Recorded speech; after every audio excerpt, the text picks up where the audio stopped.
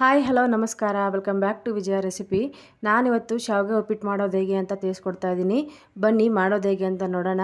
ನಾನು ಶಾವಿಗೆ ಪ್ಯಾಕೆಟ್ ಬರುತ್ತೆ ನೋಡಿ, MTRದು, ಅದನ್ನು 2 ತೊಗೊಂಡಿದ್ದೀನಿ. ನೀವು ಸ್ವಲ್ಪ ಕ್ವಾಂಟಿಟಿಲಿ ಮಾಡ್ಕೊಳ್ಳೋದಾದರೆ ಒಂದನ್ನು ತೊಗೊಂಡು ಮಾಡ್ಕೋಬೋದು. 1 ಈರುಳ್ಳಿ, 4 ಮೆಣಸಿನ್ಕಾಯಿನ ಸಣ್ಣದಾಗಿ ಕಟ್ ಮಾಡಿ ಇಟ್ಕೊತೀನಿ.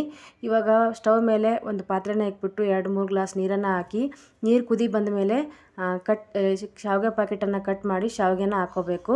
ಹಾಕ್ಕೊಂಡು ಒಂದು ಅನ್ನದ ಕೈ ಸಹಾಯದಿಂದ ನೀವು ಈ ರೀತಿ ತಿರುಗ್ಕೋಬೇಕಾಗುತ್ತೆ. ಇಲ್ಲಾಂದರೆ ಶಾವಿಗೆ ಕೆಳಗಡೆ ಕುತ್ಕೊಂಡ್ಬಿಡುತ್ತೆ. ಮತ್ತು 80% ಆಗುವಷ್ಟು ಬೇಯಿಸ್ಕೋಬೇಕಾಗುತ್ತೆ. ನೀವು ತುಂಬ ಮೆತ್ತಗಾಗಟ್ಟ ಬೇಯಿಸ್ಬಿಟ್ರೆ ಅದು ಉಂಡೆ ಉಂಡೆ ಆಗಿಬಿಡುತ್ತೆ. ಸ್ವಲ್ಪನೇ ಮೆತ್ತಗಾದರೆ ಸಾಕು, ಅಷ್ಟು ಬೇಯಿಸ್ಕೋಬೇಕಾಗುತ್ತೆ. ನಾನು ಶಾವಿಗೆ ಸ್ವಲ್ಪ ಉದುರಾಗಿ ಬರಲಿ ಅಂತ ಹೇಳ್ಬಿಟ್ಟು ಸ್ವಲ್ಪನೇ ಒಂದು 1/2 ಟೀ ಸ್ಪೂನ್ ಆಗುವಷ್ಟು ಆಯಿಲನ್ನು ಸೇರಿಸ್ಕೊತಾ ಇದ್ದೀನಿ. ಸೇರಿಸ್ಕೊಂಬಿಟ್ಟು ಮಿಕ್ಸ್ ಮಾಡಿಬಿಟ್ರೆ ಒಂದೇ 1 ನಿಮಿಷದಲ್ಲಿ ಶಾವಿಗೆ ರೆಡಿ ಆಗುತ್ತೆ. ಇದನ್ನು ನೀವು ಹೋಲಿರೋ ಪಾತ್ರೆಯಲ್ಲಿ ಹಾಕ್ಬಿಟ್ಟು ಬಸ್ಕೋಬೋದು. ಇಲ್ಲಾಂದರೆ ಅದ್ರ ಮೇಲೆ ಒಂದು ಪಾತ್ರೆನ ಇಟ್ಬಿಟ್ಟು ಈ ರೀತಿ ನಾನು ಬಸ್ತಿದ್ದೀನಿ ನೋಡಿ, ನೀರನ್ನು ಸಪ್ರೇಟ್ ಮಾಡ್ಕೋಬೇಕಾಗುತ್ತೆ.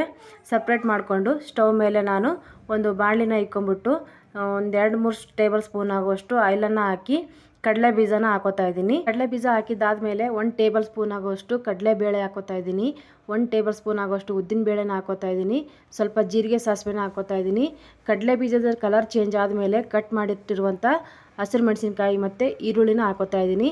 ಸ್ವಲ್ಪ ಕರಿಬೇವನ್ನು ಹಾಕ್ಕೊಂಡು ಚೆನ್ನಾಗಿ ಫ್ರೈ ಮಾಡ್ಕೋಬೇಕಾಗುತ್ತೆ. ರುಚಿಗೆ ತಕ್ಕಷ್ಟು ಉಪ್ಪನ್ನು ಹಾಕ್ಕೊಳ್ಳಿ. ಚಿಟಿಕೆ ಅರಿಶಿನ ಹಾಕ್ಕೊಳ್ಳಿ. ಅರಿಶಿನ ಆಪ್ಷನಲ್ಲು, ನಿಮಗೆ ಕಲರ್ ಬೇಕು ಅಂತಂದರೆ ಅರಿಶಿನ ಹಾಕ್ಕೊಳ್ಳಿ. ನೀವಿಲ್ಲ ಕಲರ್ ಬೇಡ ನಮಗೆ ವೈಟ್ ಆಗಿರಲಿ ಅಂತಂದರೆ ಅರಿಶಿನ ಸ್ಕಿಪ್ ಮಾಡ್ಕೋಬೋದು. ಅರಿಶಿನ ಹಾಕ್ಬಿಟ್ಟು ಚೆನ್ನಾಗಿ ಮಿಕ್ಸ್ ಮಾಡಿ ಫ್ರೈ ಮಾಡಿಬಿಟ್ಟು ಇವಾಗ ನಾನು ಬೇಯಿಸಿಟ್ಟಿರುವಂಥ ಶಾವಿಗೆಯನ್ನು ಸೇರಿಸ್ಕೊತಾ ಇದ್ದೀನಿ. ಶಾವಿಗೆ ಸೇರಿಸ್ಕೊಂಡು ನಿಧಾನಕ್ಕೆ ಮಿಕ್ಸ್ ಮಾಡ್ಕೋಬೇಕಾಗುತ್ತೆ. ನೀವು ತುಂಬ ಮಿಕ್ಸ್ ಮಾಡ್ಕೊಳ್ಳೋ ಅವಶ್ಯಕತೆ ಇಲ್ಲ. ನಿಧಾನಕ್ಕೆ ಮಿಕ್ಸ್ ಮಾಡಿ, ಇಲ್ಲಾಂದರೆ ಅದು ಶಾವಿಗೆ ಎಲ್ಲ ಮುದ್ದೆ ಥರ ಆಗಿಬಿಡುತ್ತೆ. ಚೆನ್ನಾಗಿ ಮಿಕ್ಸ್ ಮಾಡಿದರೆ ರುಚಿಯಾದ ಶಾವಿಗೆ ಉಪ್ಪಿಟ್ಟು ರೆಡಿ ಆಗುತ್ತೆ. ತುಂಬ ಚೆನ್ನಾಗಿರುತ್ತೆ. ಒಂದ್ಸರಿ ಟ್ರೈ ಮಾಡಿ ನೋಡಿ, ನಿಮಗೆ ತುಂಬ ಇಷ್ಟ ಆಗುತ್ತೆ. ನೋಡಿದ್ರಲ್ಲ ಫ್ರೆಂಡ್ಸ್, ಶಾವಿಗೆ ಉಪ್ಪಿಟ್ಟು ಮಾಡೋದು ಹೇಗೆ ಅಂತ. ಇಷ್ಟ ಆಗಿದ್ರೆ ಲೈಕ್ ಮಾಡಿ, ಶೇರ್ ಮಾಡಿ, ಸಬ್ಸ್ಕ್ರೈಬ್ ಮಾಡ್ಕೊಂಡು ನೋಡಿ. Thank you so much. ಧನ್ಯವಾದ.